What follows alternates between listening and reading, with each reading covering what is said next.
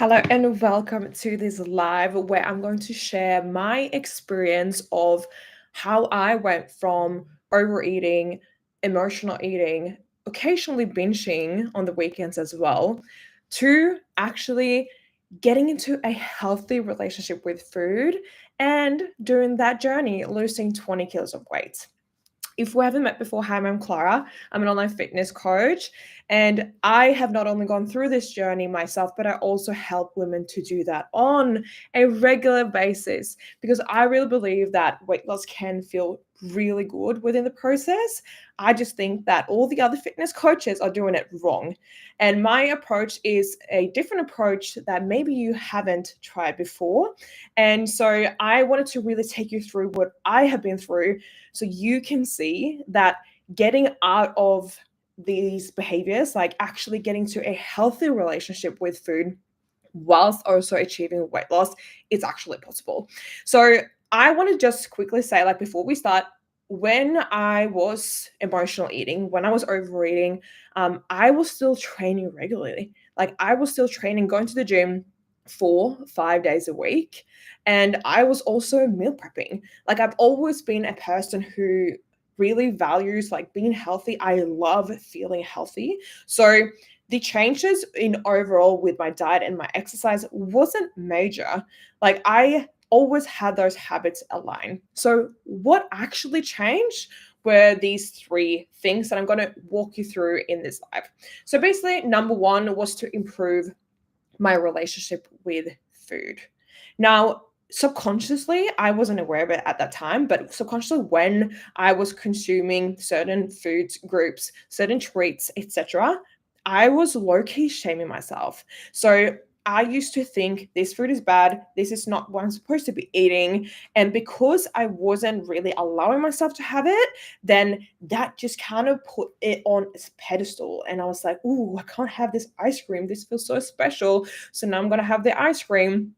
And it feels so good when you're having it. But then afterwards, you feel so much shame because you're not actually like feeling that you're allowed to have it anyways. So having that shame and really like letting go of like not forbidding any foods and just seeing food as an abundance. Like I can have food anytime I want, and going back to listening to like, what do I want to eat? Because that is the thing. Like you get to eat whatever you want when you're losing weight. It's literally up to you. But society has made us believe that there's a certain strategy, there's a certain type of foods that we need to eat. There's a certain like strategy to it. And like obviously, yes, like what is actually going to create weight loss in the long run is a calorie deficit. But when you are going from a perspective of actually just eating foods that makes you feel really good in your body and that you actually love, because when you're eating foods that you don't like, you're eventually not going to stick to it, right? And when you're doing that over time, if you are exercising and if you are taking care of yourself, you are going to experience weight loss, because that's just how it works. Your body works how to compensate. If you're eating more calories one day, less calories one day, your body is literally like going to feel that. And so we don't need to be rigid and we don't need to be strict and eating the exact amount of food every single day. And that's just something that we've been taught, especially from other fitness coaches, because it is a strategy that works. It is a strategy that gives results, but is it a strategy that you can actually follow every single day? That is, I think, the number one thing that you always want to question yourself whenever you start working with someone or whenever you're thinking about getting help with your fitness or your weight loss. Is actually like, how does this person live their life? And do I feel aligned with that? Is that something that I want to, do as well? So first thing was to improve my relationship with food, that then took the like the special feelings about food off. So then I wasn't really focused on food anymore. Like that food noise where you're always hyper, like you're always like so obsessive around foods. Like you always want things because subconsciously you think you can't have it. And that kind of just disappeared after that. The second thing I did was to regulate my nervous system. And this sounds like such a simple thing, but what actually happens is that when you take your body out of the fight and flight mode, you can then become aware and you're not being hijacked in that survival mode. Because when you're in the survival mode, you're on autopilot. Like you'll be eating foods and you'll be overeating without even recognizing things because you're not fully here. You're not fully present. You're not aware what this feels like in your body. So you keep eating and eating, eating, and even after you finish your meal, you don't feel fully satisfied. And that's because you're not present with what you're doing and like the sensations of the food, the sensations of what it actually feels when you're starting to get full. And that it makes it so easy to eat past fullness, and it makes it so easy to overeat when you're not truly present with what you're currently doing. So regulating my nervous system helped me to become aware of what my current thoughts are. Like, what do I feel in my body? Am I feeling hungry? Am I feeling full? It helped me not to stress eat. It helped me like not to, eat whenever I was feeling emotional, or eat when I was feeling like I had a big day. Whenever you're feeling tired, like, because you're regulating your nervous system, you get to create a better understanding of what your body feels like and what it feels like to truly be dysregulated. And I really believe that we are in dysregulation so much these days that we don't actually understand that that's not the normal, like that's not what it's supposed to be feel. And then when you actually regulate your nervous system, you feel this sense of relief and you're like, oh my God, I feel in home in my body. Like I don't feel like I always need to be busy. I don't feel like I always need to be go, go, go and do more things and like train more and like walk more, because you're just being. And when you're not in that fight or flight mode, your body can actually like shred fat better because it's not under stress.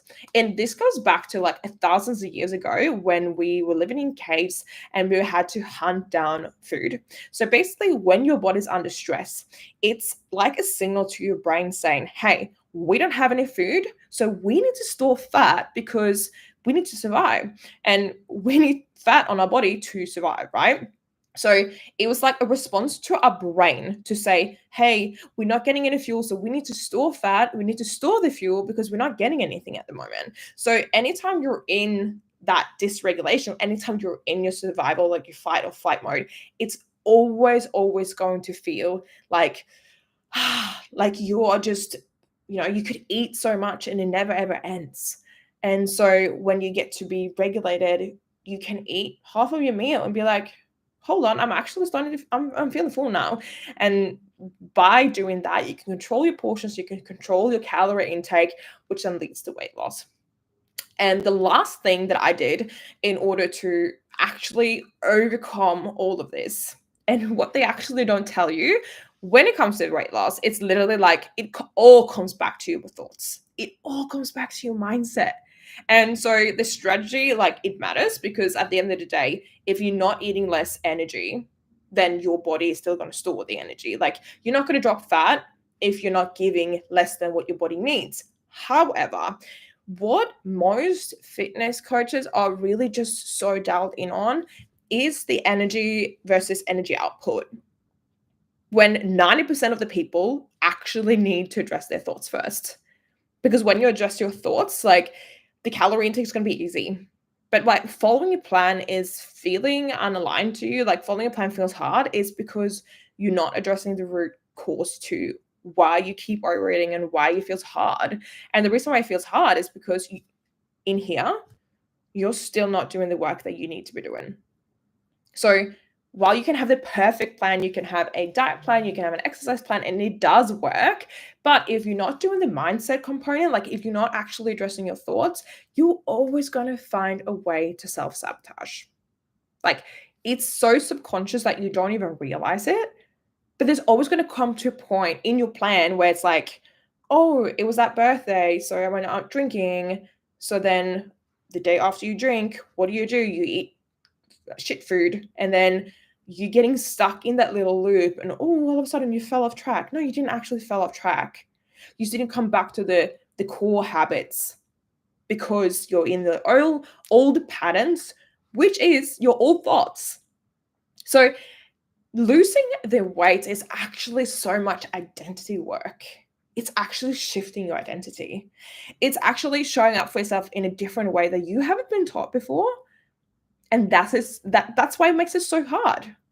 Because when you're someone who feels really deeply, when you're someone who is, self-aware to some point, when you are passionate, when you have a lot of empathy, when you are ambitious, you have a really like high drive of like where you want to get in your life. So sometimes that can feel very overwhelming because there's so much things, like so many things going on in here. You don't really know how to navigate things. So being in the old patterns feels safe. It feels safe, and your brain wants you to be safe. So your brain is always going to want you to go back to old habits. But if you're not addressing the thoughts that comes into your mind every single day, then when you're off plan, or if you're not off plan, eventually you're going to fall off track because you haven't addressed your identity shift. Because when you identify yourself as someone who's already lost the weight, you are always going to take action that aligns with that. But if you still see yourself as someone who has no self-control, someone who is overweight, someone who can't change, someone who's not disciplined, then what do you think your actions are going to be? That's always going to be the case. And this is why regular plans, when you're following an app that's not directly with a coach, or when you're downloading free programs, or when you're doing any kind of like fitness programs in general, this is why it doesn't work, because it doesn't address a, you know, deeper issue. The deeper thing that you want to address is actually shifting your identity. Because the second you start to believe that you are the person who's lost weight, the second you start to believe that you are someone who can take control, someone who doesn't need a strict plan, someone who knows, someone who has self-trust, trusting yourself that you will make the right decisions for your health, trusting yourself that you will go for the healthier option, trusting yourself that you won't overeat, trusting yourself that you won't eat the whole ice cream tub. Trusting yourself is going, like, it's shifting into a new identity. So being stuck in the old patterns is actually not about like you having discipline. It's about what you think of yourself. It's your self identity. It's your self image. It's everything. And this is deeper work. And this is exactly what I do with my clients, because I want them to create a transformation that actually lasts. Because otherwise, I'm doing people a disservice. I'm doing people a disservice if I'm not teaching people what I have gone through. The pain from all these years of feeling like there was something wrong with me. Like in that moment, I felt like, how can I be this worthless? Like this useless? Like I just can't get on track. And here I am preaching, like I'm about to become a personal trainer at the time. And I just did not know how to get back, like get my control back on my life. And I knew that I could because I've been there before. But because I shifted my thoughts about who I thought I was, I kept believing that I couldn't get there. So in reality, what you really need to overcome emotional eating, overeating, is to do the true, deeper, like inner child work. Sit with like shadow work. You need to actually dive deeper into who do you believe you are and what has made you believe that. And what do you believe is true for you? That is when you actually get to create change that really, really lasts.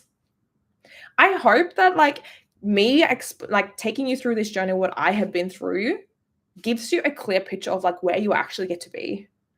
Because when I was in the cycle of, sabotaging for myself, and I felt like I was starting over every single day, it felt like there was no way out. Like it felt like I was just like in the cycle and I had no way out. So I'm hoping that with this video, I'm bringing a little bit of light and a little bit of hope that it is possible. And it's time to start believing that it is possible, because it is. But in order to get there, you need to address it from a different way than you've done before. Because trying to get more control by being more strict, by being on plan, it's not going to help. Trust me, because this is coming from someone who's done a bodybuilding competition. Like, not only did I overcome emotional eating, overeating, that helped me lose 20 kilos. 3 years later, I went into a bodybuilding competition and I had to experience this all over again. Like, I had to sit with those uncomfortable emotions of, not soothing with food and not eating when I felt like eating. It was literally everything just being strict, so strict. And the aftermath of that, like post comp, I was struggling because, again, my identity, here I was this bodybuilder, you know, I really changed the way that my body looked, and my identity just did not catch up to that. So, all this suffering that I've been through this past few years, I don't believe that it's for nothing. I want to teach you how you can create results that actually feel so fucking good for yourself.